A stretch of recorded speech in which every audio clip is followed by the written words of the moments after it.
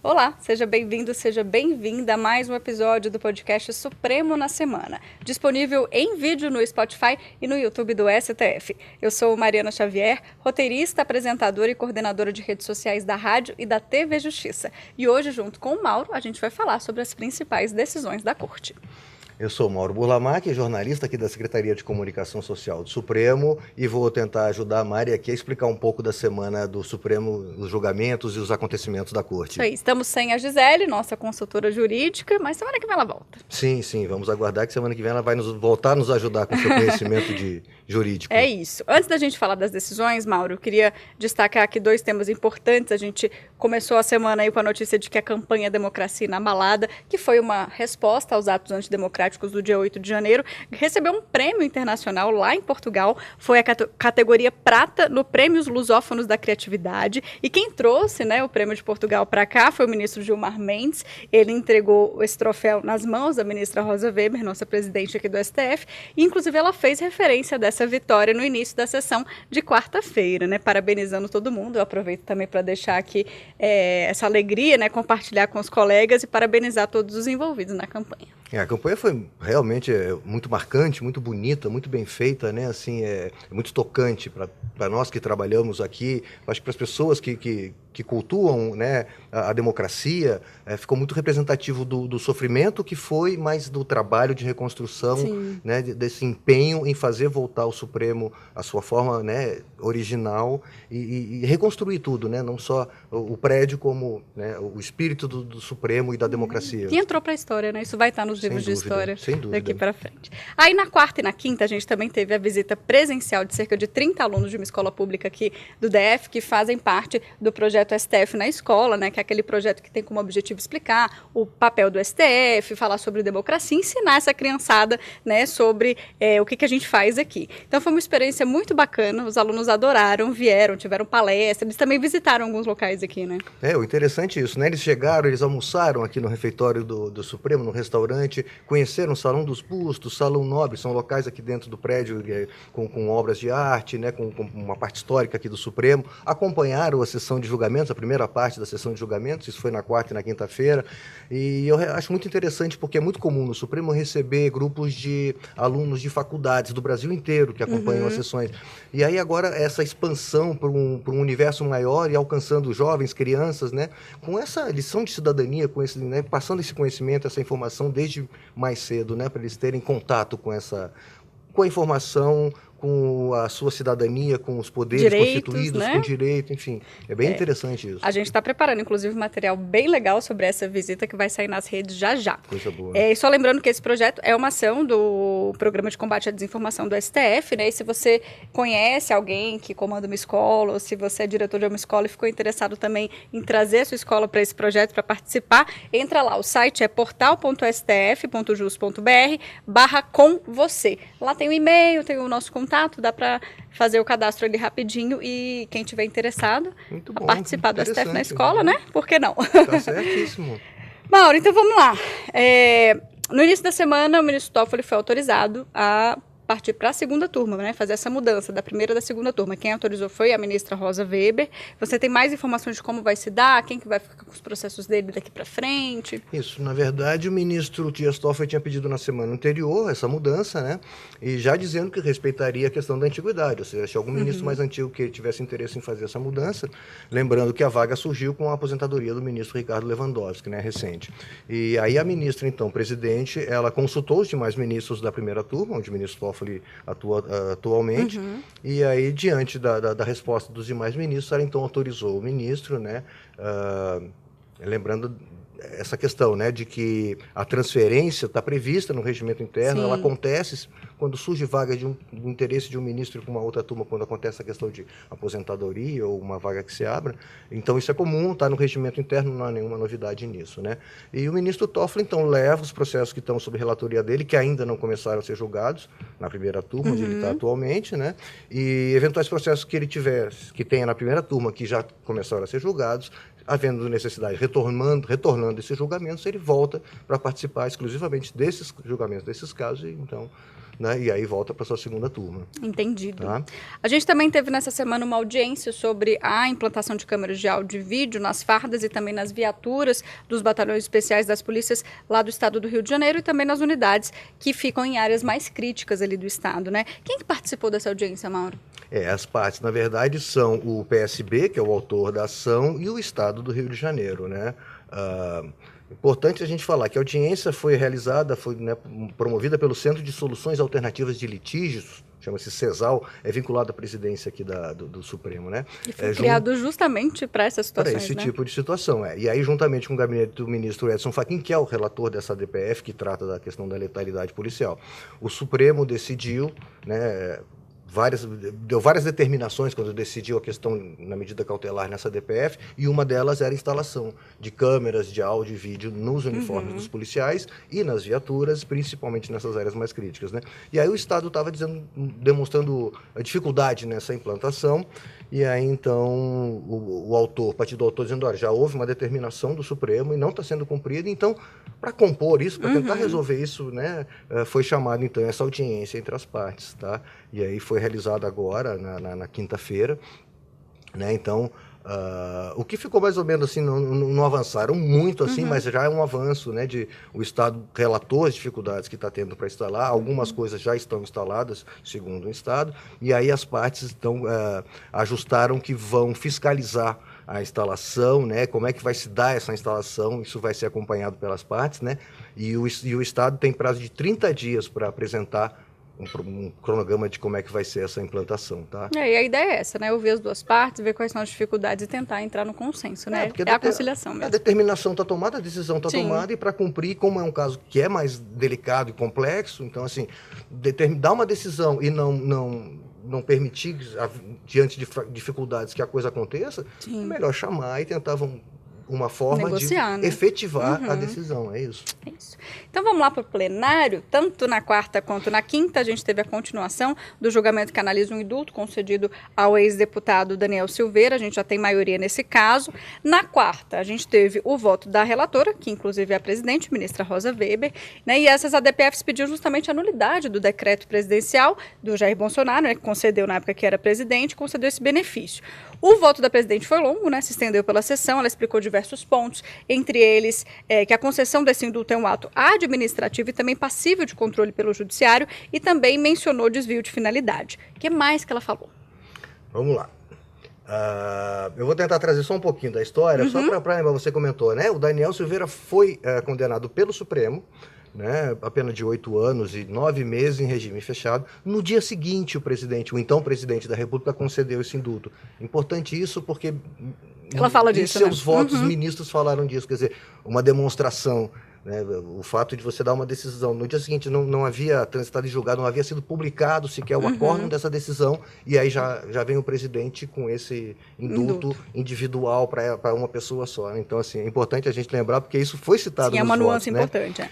Então, assim, primeiramente o que a ministra falou foi exatamente o que você disse. É um ato administrativo, e citando precedentes aqui do Supremo, ela fala é passível de controle pelo Supremo, pelo Judiciário, né? O Poder Judiciário tem que analisar se ele é constitucional ou não, né?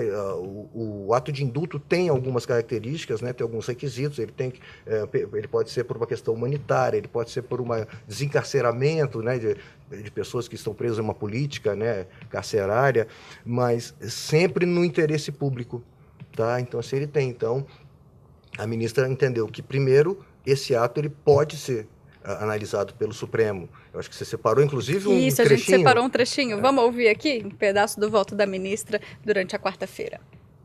Todos os atos do poder público, independentemente de quem os edita ou pratica, estão sujeitos à fiscalização e avaliação quanto à legalidade e à constitucionalidade pelos órgãos competentes, segundo a Constituição Federal. É isso. E também teve a questão que ela falou do desvio de finalidade. E aí então ela entra no mérito, né, da questão do próprio indulto, e ela fala assim que ficou muito claro a questão do desvio de finalidade por aquilo que eu comentei. O indulto ele pode ser concedido por uma questão humanitária, por uma questão de uma política carcerária, tem alguns exemplos assim, sempre voltado para o interesse público. E aí a ministra entende que ficou claro que ali o interesse era particular, era beneficiar um aliado político do então presidente Jair Bolsonaro, né? Então, assim, né, ela diz, o decreto teve por base apenas vínculo de afinidade, o que não é compatível com o princípio administrativo da moralidade e da impessoalidade, né? Então, para ela, prevaleceram, no caso, interesses pessoais e não interesse público. E aí, ela menciona que o ato demonstrou uma faceta autoritária do então presidente, né? E que, se aceita esse indulto, muito interessante ela dizer, poderia criar no entorno dessa autoridade do então presidente um círculo de virtual imunidade penal, negando a sujeição desses indivíduos ao devido processo legal e à justiça. Ou seja, se for permitido agora um presidente conceder indulto para seus aliados políticos, sem interesse público envolvido, você cria um círculo de pessoas que estão acima da lei, né? Então isso aí não seria concebível de jeito nenhum, né? A gente separou também um trechinho sobre essa parte, só para endossar aqui o que a gente está explicando. Vamos ouvir. O chefe do Poder Executivo Federal, ao assim proceder, não obstante detivesse, aparentemente, competência para tanto, subverteu a regra e violou princípios constitucionais, produzindo o ato com efeitos inadmissíveis para a ordem jurídica. Tá aí. É isso, porque a gente explicou para a gente na semana passada, quando começou, foram ouvidas as sustentações desse caso, que o indulto está previsto na Constituição, o presidente tem competência para editar esse tipo de decreto, né, com indulto. Então, assim, não é que ele não possa, ele pode, mas existem certos requisitos e ele não pode, de forma alguma, afrontar, né, outros poderes, por exemplo, que deixou muito claro isso que eu falei no começo, né, da questão da afronta, né, do ser no dia seguinte. O ministro Barroso, por exemplo, que também acompanhou a ministra Rosa, fala... de forma inusitada, então o presidente editou um decreto no dia seguinte à decisão do Supremo, deixando clara a afronta que pretendeu fazer do Supremo. Então, para o ministro Barroso, assim como para o ministro Alexandre, ficou claro que a intenção foi afrontar o Supremo. A maioria acompanhou o voto da relatora. Faltam já são 2 ministros só, né, para votar. Isso, Mari, já são 6 votos, na verdade. Além da ministra-presidente, votaram Alexandre de Moraes, Edson Fachin, Roberto Barroso, Dias Toffoli e a ministra Carmen Lúcia. Já houve divergência dos ministros Nunes Marques e André Mendonça, ao contrário, na verdade, primeiro votou o ministro André pela antiguidade e depois o ministro Nunes, e aí faltam votar agora os ministros Luiz Fux e Gilmar Mendes. Que aí na quarta-feira a gente tem a continuação. Está prevista a continuidade. É isso. Vamos então para o plenário virtual. No plenário virtual, por maioria, os ministros aceitaram aquelas denúncias contra os 200 envolvidos, denúncias da PGR, né, nos atos antidemocráticos do dia 8 de janeiro. A gente vem falando e atualizando toda semana, tem mais atualização desse caso. Então conta pra gente o que mais a gente tem sobre esse assunto. No plenário virtual, agora na semana, na terça-feira, dia 2, mais um conjunto, né, de denúncias foi analisado, 200 pessoas, foram 200 denúncias, né, e por maioria de votos, de novo, foram aceitas essas denúncias da PGR, né. No caso, prevaleceu o voto do relator, que é o ministro Alexandre de Moraes, que diz que estão presentes nos casos, né, os indícios razoáveis de autoria e a materialidade do crime, né, quer dizer, a materialidade acho que é bem clara para todo mundo, né, todo mundo viu o que foi feito, e aí, caso a caso, lembrando, são denúncias individuais, são 200 pessoas, são 200 denúncias mesmo, não é uma denúncia conjunta para todo mundo, né? É individualizada, os atos como manda a legislação, né? Relembra pra gente os crimes, Mauro, quais são? O inquérito 449, são 2 inquéritos, né, que estão essas denúncias todas. No 4921, que investiga autores intelectuais e pessoas que instigaram esses atos, os acusados se tornaram réu por incitação ao crime, associação criminosa, ambos crimes que estão no Código Penal. E no inquérito 4922, que investiga executores materiais dos crimes, as denúncias abrangem associação criminosa armada, abolição violenta do Estado Democrático de Direito, golpe de Estado, dano qualificado, além de deteriorização de patrimônio tombado. E aí também, à meia-noite de quarta-feira agora dessa semana, começou a análise do terceiro grupo de denunciados pela PGR, e aí são mais 250 pessoas, e esse julgamento vai até segunda, dia 8, às 23h59, não é isso? Isso. Então, arredondando, nós temos 100 denúncias já recebidas lá atrás, na semana anterior, agora mais 200, então temos 300 denúncias recebidas já. Essas pessoas vão se tornar réus, né? Vão passar a responder uma ação penal aqui no Supremo, e aí com essas novas 250, então já temos 550 casos em análise aqui na Corte. É isso. E vai continuar sendo assim, né? Porque muita gente mais de ainda... 1.000 pessoas exatamente. denunciadas pela PGR, isso. Bom, outra decisão, então, na verdade, os ministros referendaram, né, uma liminar do ministro Gilmar Mendes, que trata da suspensão de regras sobre o comércio de ouro. Isso também foi no plenário virtual. O que dizia essa liminar? O ministro, ele suspendeu um trecho de uma lei que presumia a legalidade no comércio de ouro com base nas informações prestadas por vendedores, né, unicamente pelo vendedor, na verdade, né? Era um caso isolado, né, que você estava analisando, né? Então, assim, não é um caso isolado, mas assim, a presunção de legalidade daquele comércio de ouro estava baseada nas pessoas que estavam efetuando ali. Então, se o vendedor diz que o ouro é de procedência legítima e o comprador também, pronto. Está legalizada, né? Então, é uma presunção de boa-fé das partes envolvidas, né? O dispositivo questionado, inclusive, fala: presume-se a legalidade do ouro adquirido e a boa-fé da pessoa jurídica adquirente, que é quem compra, né? Quando as informações mencionadas no artigo, prestadas pelo vendedor, estiverem documentadas na sede da instituição autorizada. Ou seja, falou que é legítimo, né? Então o ministro suspendeu esse trecho. É mais uma daquelas leis que tem boa intenção. Os ministros vira e mexe quando estão julgando algum caso, falam: a lei tem uma ótima intenção, simplificar o comércio de ouro, né? Simplificar comércio de um bem como o ouro, que é bastante delicado. Mas aí o autor da ação, que é o PSB e a Rede de Sustentabilidade e o PV, na verdade, se não me engano, são duas ações, porque são 3 partidos autores, entendem que ao simplificar, na verdade, você está permitindo o garimpo ilegal. Que é um problema recorrente, gravíssimo no Brasil. Gravíssimo. No Brasil, na região norte, acontece com muita frequência, a região da Amazônia, por exemplo, né?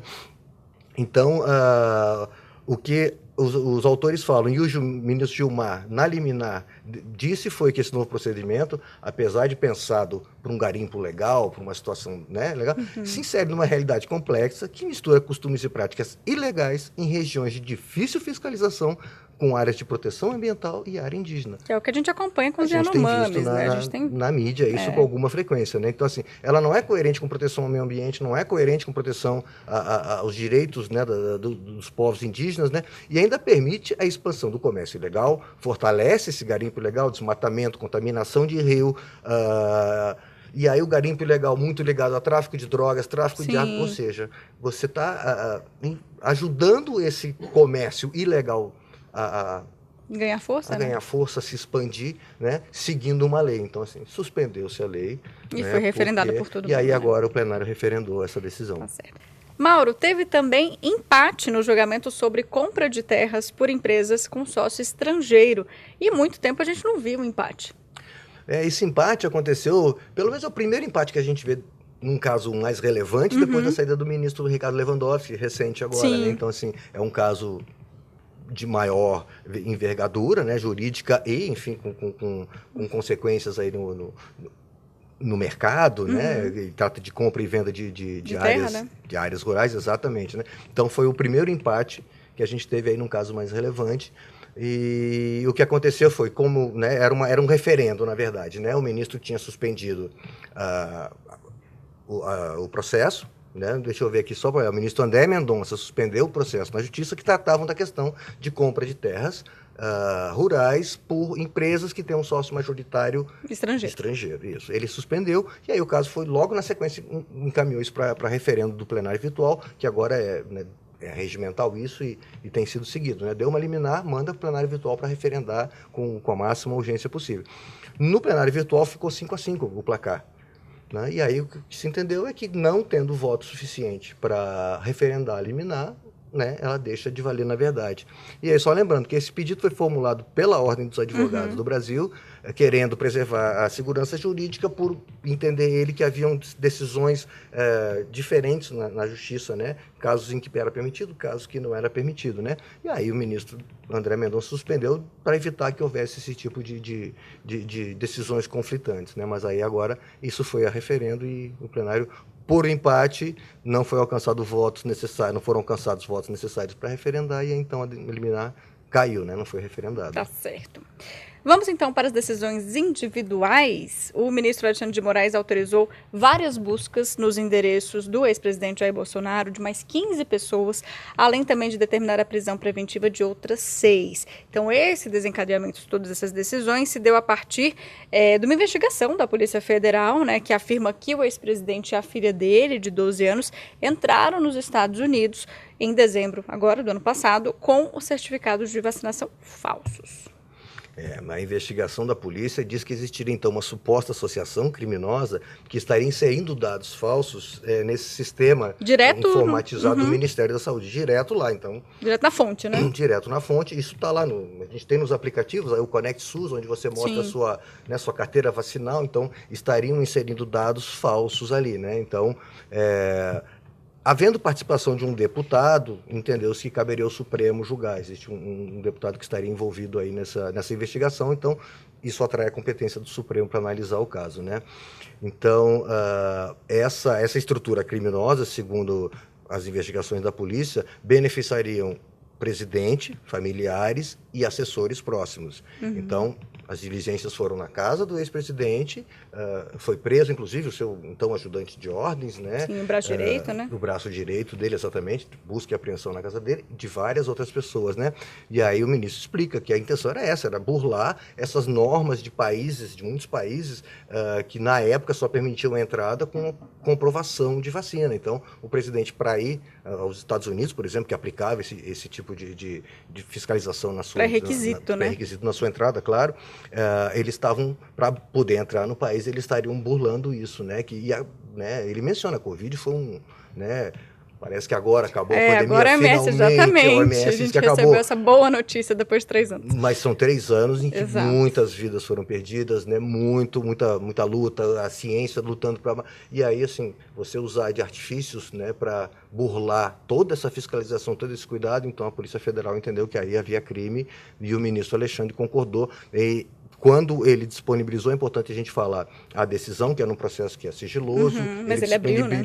Exatamente, a decisão, disponibilizou o pedido da Polícia Federal, né, o requerimento dela, e a manifestação da Procuradoria-Geral a respeito desses pedidos. As peças, inclusive, estão todas no site do Supremo. São públicas, né? São públicas, estão lá no site do Supremo, se quiser, né, conhecer um pouco mais aí desse caso. É isso. Mauro, outra decisão individual, dessa vez do ministro André Mendonça, ele reconsiderou em parte uma decisão que ele já tinha determinado, né, sobre a suspensão do julgamento do STJ relacionado ao ICMS, esse imposto que a gente tanto fala por aqui. Esse julgamento é complexo, né? Explica pra gente um pouquinho do que se trata. Como sempre tratando de direito tributário, né, é sempre complexo, delicado, né, muitas particularidades. Mas vamos tentar explicar. O ministro André Mendonça suspendeu eventuais efeitos de um julgamento que ia acontecer no STJ relativo a abatimento de benefícios estaduais, o ICMS, né, concedido pelos estados, que estavam sendo abatidos nos impostos federais, no caso, Imposto de Renda de Pessoa Jurídica e CSLL, que é a Contribuição Social sobre o Lucro Líquido, né? Então, o ministro determinou que não deveria haver efeitos. O que acontece? O STJ julgou o caso. Não houve tempo da comunicação, foi no mesmo dia, o julgamento já estava marcado, houve o julgamento do STJ sobre o caso. Que deu razão para a União. Deu razão para a União, dizendo que a União pode cobrar os impostos federais, tarifa cheia, sem esse abatimento, né, desses benefícios estaduais, que é o que a gente conhece por guerra fiscal. Os estados tentando dar benefício para as empresas, para que elas fiquem instaladas lá e recolham seus impostos lá, enfim, né. A questão que o ministro aponta é o seguinte: existe no Supremo o julgamento de um recurso extraordinário, com repercussão geral reconhecida, que trata de tema muito parecido, que são os benefícios estaduais concedidos sendo abatidos de impostos que são PIS/COFINS. Então, Ou assim, seja, mais ou menos a mesma família ali. bastante similar, né? Então, assim, o Supremo vai analisar ainda, esse caso ainda não foi julgado, né? Então, a União, quando recorre, quando teve a decisão do STJ, a União recorreu ao Supremo, já que foi decidido no STJ, mas está suspenso pela decisão do ministro André. Ela recorre e fala, olha, mantida a suspensão dessa decisão do STJ, vai paralisar mais de 5 mil processos no país inteiro. É um prejuízo bilionário para a União, segundo fala... Porque né? essa arrecadação vai parar. Isso, né? Então, assim, é um prejuízo muito grande e ainda cita, né, que eventuais decisões conflitantes do STJ e do Supremo, nos dois casos, o STJ já decidiu de uma forma a favor da União. Se o Supremo, num caso muito parecido, tratando de benefícios estaduais, abatendo de impostos federais, decidir de uma forma contrária, isso causaria, né, toda uma insegurança, né? Então, o que o ministro entendeu, na verdade, que a União tinha razão na questão do prejuízo, já que o STJ já decidiu a causa, lembrou que eventuais recursos contra essa decisão podem ser usados pelas partes, por interessados, né, para tentar recorrer contra essa decisão da União, mas que, né, então, assim, ela passa a surtir efeitos. Aí foi nessa parte que ele reconsiderou. Agora, por prudência, segundo ele fala, prudência judicial, ele determinou a suspensão dos processos que tratam do benefício estadual sendo abatido no PIS e no COFINS, porque esse é o tema que ainda vai ser julgado aqui pelo Supremo. Então, tentando explicar, é mais ou menos isso. Deu para entender, deu para entender. Coisa boa. Mauro, o que vem por aí? A gente tem na quarta-feira a continuação do julgamento sobre a validade do indulto, né, do Daniel Silveira. A gente tem mais alguma coisa interessante prevista em pauta que você já pode adiantar? Na quarta-feira, acabando, esse julgamento do Daniel Silveira, do indulto, né, tem um tema interessante que é a possibilidade de investidura em cargo público. A pessoa assumir um cargo público após aprovação em concurso, se a pessoa estiver com os direitos políticos suspensos, estiver em débito com a Justiça Federal, em razão de uma condenação criminal transitada e julgada. Então, esse é um tema interessante, concurso público, né? Interessa milhões de interessa brasileiros. bastante. E na quinta, é uma lei do Estado do Tocantins, está sendo questionada, a de 6561, que cria o Cadastro Estadual de Usuários e Dependentes de Drogas. Aí é uma ação ajuizada pela PGR, dizendo que esse tipo de matéria se insere na competência da União para legislar, né? E que a lei federal que trata disso, que cria o Sistema Nacional de Políticas Públicas sobre Drogas, não trata nenhum de criação de cadastro, e que, na verdade, a criação de um cadastro desse de usuários sem ouvir as pessoas, né, Delicado, né? contraria princípios da inafastabilidade da jurisdição, a pessoa não pode recorrer disso, né, presunção de inocência devido ao processo legal, então é um tema interessante. Tá certo. Mauro, muito obrigada por ter participado Obrigado aqui a você, do Mari, Supremo na foi muito bom. Semana. Nos vemos semana que vem. Semana que vem estamos de volta. É isso. Até Obrigada a logo. você também que esteve com a gente até agora. Semana que vem a gente volta com mais um episódio do podcast. Até lá. Até lá.